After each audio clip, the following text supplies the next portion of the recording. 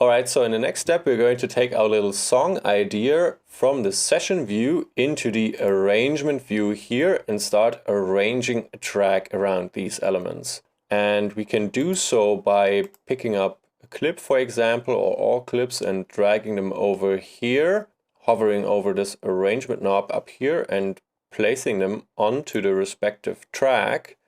Or we can record our session. I'm undoing this quickly here.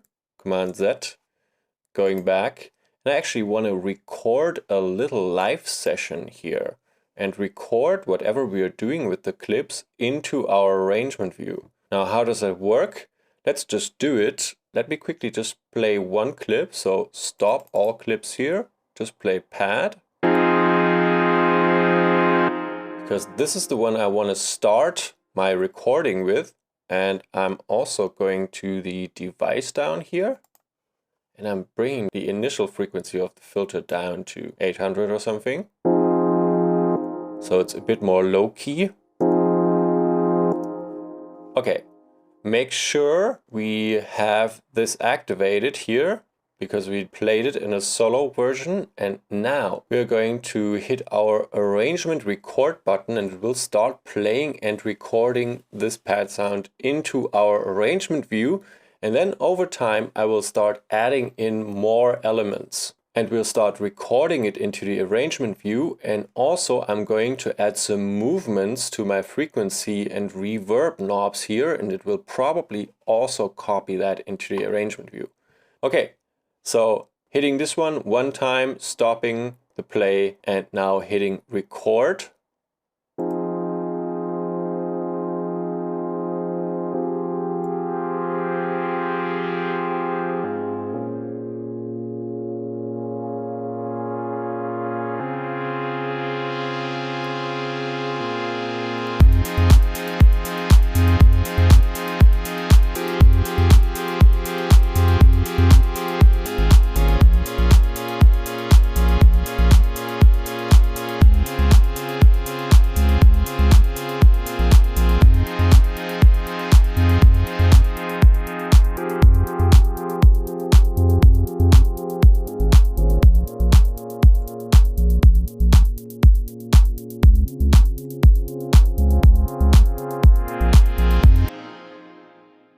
Alright, so I stop it here and let's take a look at what happened in our arrangement view. You see it's still grayed out because we're giving priority to our session view clips at playback. But if we are hitting this orange knob here, the back to arrangement button, then these grayed out clips will show up. And now we can actually play back what happens in our arrangement view here. So now here we can see what we just recorded. I'm actually going to reduce the view of our browser a little bit so we get a bit more overview. And zooming in a bit more. So first we're starting at second 0 with our pad. And then at bar 9, right at the end of the pattern, I added some of the other elements like kick drums and bass.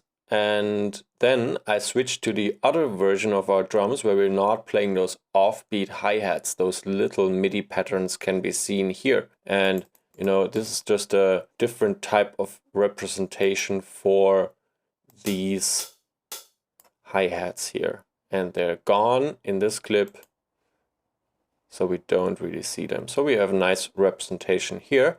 And also, I was playing around with the automation of the frequency knob, or, you know, I was playing around with the frequency knob, and where can I see that now? So this feature was changed in Ableton 10, and you can now see your automations on a track if you hit this automation mode knob up here. If we hit it, we can see the movement on this filter cutoff here that I was applying manually with my mouse, and here as well. And if I'm clicking it again, it will hide the automations. For example, if you want to drag clips around and you don't want to affect your automation curves, this is just going to handle the entire clip like a box. You can also hit your key A on the keyboard to hide automations and show them. Now, let's take a look at what we recorded here.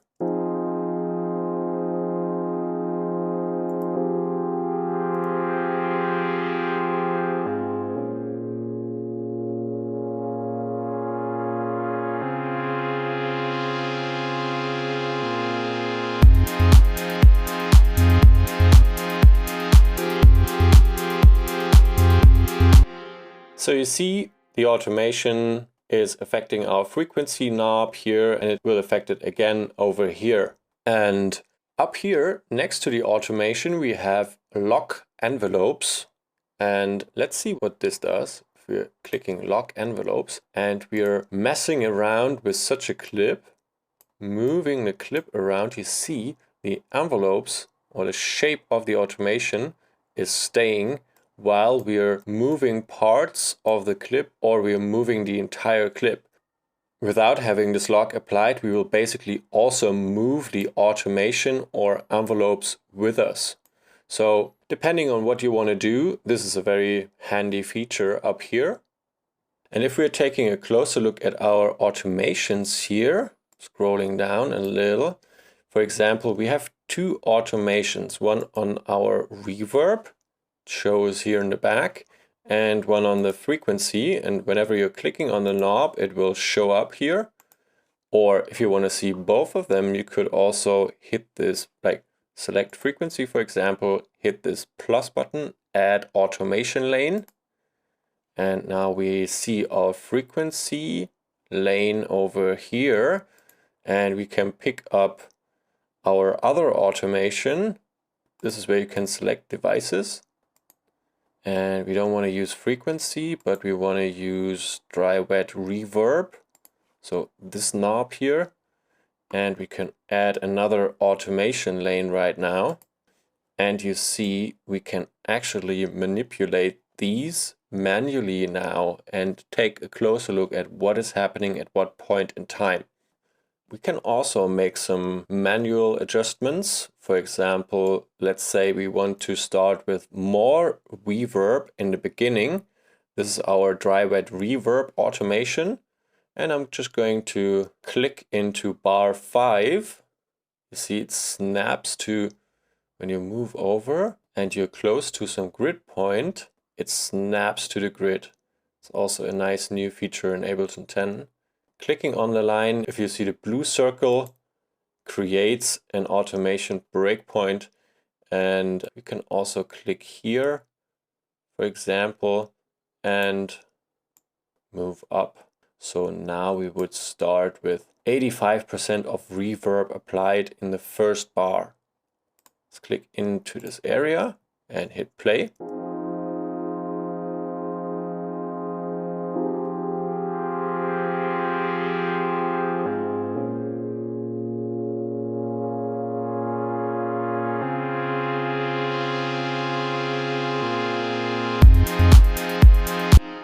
And maybe we forgot to record some frequency automation here, and now we think it should be nice if we're going back down a little in this area with the frequency. Just click here, create a breakpoint, and well, maybe create another one here, and create another one here. And now I can drag this one down. If the line is getting highlighted in blue, then I will move everything down. And going back, if the dot is highlighted in blue, I'm just moving the dot down here. Actually, I created two dots. If I don't want the second one, I just click on it again. You see I only have one dot left here. That's taking down both of these lanes now. I can also move it back up and back down. And let's say I want to have this shape here, more or less, but I want to have it at bar 11 here. So if I'm moving this over now, we are at 234 Hertz, so 234 Hertz. If I'm moving over, it might be difficult to maintain the actual height or the actual value because I'm snapping to this grid here, but I'm not keeping the exact value. Especially if I have difficulties managing my mouse or something. So what you can do, I'm going back, hitting Command Z. So we are back at 234 Hertz. And if I'm holding Shift now, while clicking on this dot, we are maintaining the value of the respective knob here. And we are snapping to grid. So very handy workflow feature. Also, as always, if you have a line like this one, and you're dragging it up all the way, eventually you will hit top and it will turn into a horizontal line. And the same thing is true If we're doing the same thing in the opposite direction, if we're taking this part here and we're dragging it down all the way, it will adjust down to a horizontal line again. Undoing that quickly. And now, since we are talking about automations already, we can also take a look at how to make a round shape here. If we are going to this area and we are holding Alt or Option, you see what just happened. So I'm trying to get the line blue, and now I'm holding down Option. See this little circle next to the mouse, and now we can just give it a nice curve here. So this is also very useful. All right, so summing up, we took our clip view into the arrangement view here. We recorded a simple first couple of bars and also recorded some automations already, and took a look at how to edit automations. If you don't want to see them anymore, by the way, you can just click this minus button here. And also, if you just want to go back seeing the entire clip without any automations and make sure not to mess up anything, you can always go back and closing down everything here, putting it back on quickly. In this area, you will always find all the elements that you're using on your respective MIDI or audio track, and then quickly browse through all the available elements. We have our instrument rack here called Basic Pad. This is the first instance. The next instance we are seeing down here is our Tall Pad, followed by the Auto Filter. So in the drop down, we will just see the same thing. We will see, okay, second one is Tall Pad. Then we're moving over to the Auto Filter.